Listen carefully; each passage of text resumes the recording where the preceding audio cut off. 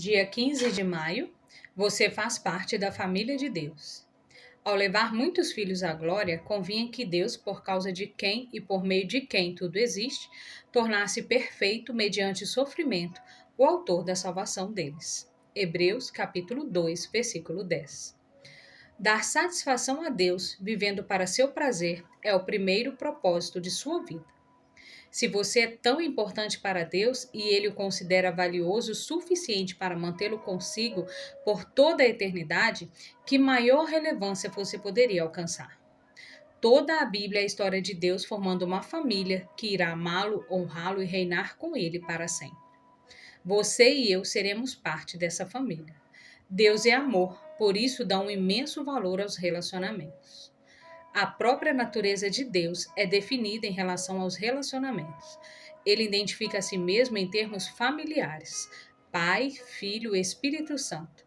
Ele não precisava de uma família, mas desejou uma. Então arquitetou um plano para nos criar, trazer-nos para a sua família e dividir conosco tudo o que possui. Isso dá a Deus um grande prazer. Quando depositamos a nossa fé em Cristo, Deus se torna nosso Pai. Nós nos tornamos seus filhos e outras pessoas se tornam nossos irmãos e irmãs, e a igreja se torna nossa família espiritual. Ser incluído na família de Deus é a maior honra e o maior privilégio que se pode receber. Eu já tomei a decisão de receber o amor de Deus por Jesus. E você? Sempre que você se sentir insignificante, desprezado ou inseguro, lembre-se daquele que cuida de você. Podemos não entender algumas coisas que nos acontecem, mas a palavra diz que todas elas cooperam para o bem daqueles que amam a Deus. Hoje é Dia Internacional da Família. Em Deus você é aceito e amado, recebe filiação e nunca estará sozinho.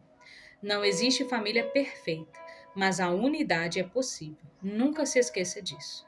Leitura bíblica, 1 Coríntios, capítulo 6. Processos contra o irmão na fé.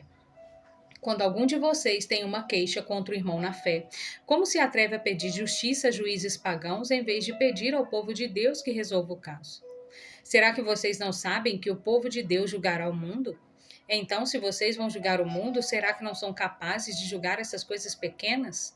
Por acaso vocês não sabem que nós julgaremos até mesmo os anjos?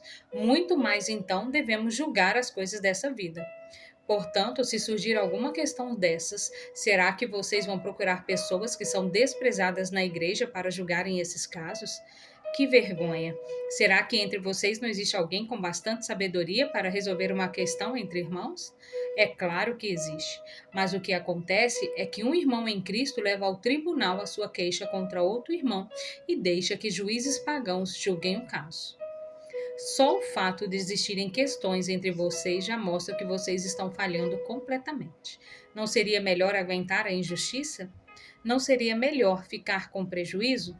Pelo contrário, vocês cometem injustiça e roubam e fazem tudo isso contra seus próprios irmãos. Vocês sabem que os maus não terão parte no reino de Deus. Não se engane, pois os imorais, os que adoram ídolos, os adúlteros, os homossexuais, os ladrões, os avarentos, os bêbados, os caluniadores e os assaltantes não terão parte no reino de Deus. Alguns de vocês eram assim, mas foram lavados do pecado, separados para pertencer a Deus e aceitos por Ele por meio do Senhor Jesus Cristo e pelo Espírito do nosso Deus. Alguém vai dizer: eu posso fazer tudo o que quero. Pode sim, mas nem tudo é bom para você. Eu poderia dizer: posso fazer qualquer coisa, mas não vou deixar que nada me escravize. Outro vai dizer: o alimento existe para o estômago e o estômago existe para o alimento. Sim, mas Deus acabará com os dois. O nosso corpo não existe para praticar imoralidade, mas para servir o Senhor, e o Senhor cuida do nosso corpo. Pelo seu poder, Deus ressuscitou o Senhor e também nos ressuscitará a nós. Será que vocês não sabem que o corpo de vocês faz parte do corpo de Cristo? Será que eu vou pegar uma parte do corpo de Cristo e fazer com que ela seja parte do corpo de uma prostituta? É claro que não. Ou será que vocês não sabem que o homem que se une com uma prostituta se torna uma só pessoa com ela?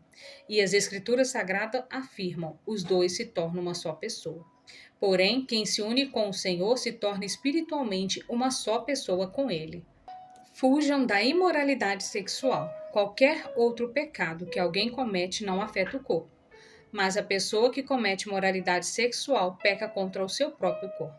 Será que vocês não sabem que o corpo é templo do Espírito Santo que vive em vocês e lhe foi dado por Deus? Vocês não pertencem a vocês mesmos, mas a Deus, pois ele os comprou e pagou o preço. Portanto, usem o seu corpo para a glória dele. Palavra-chave: família.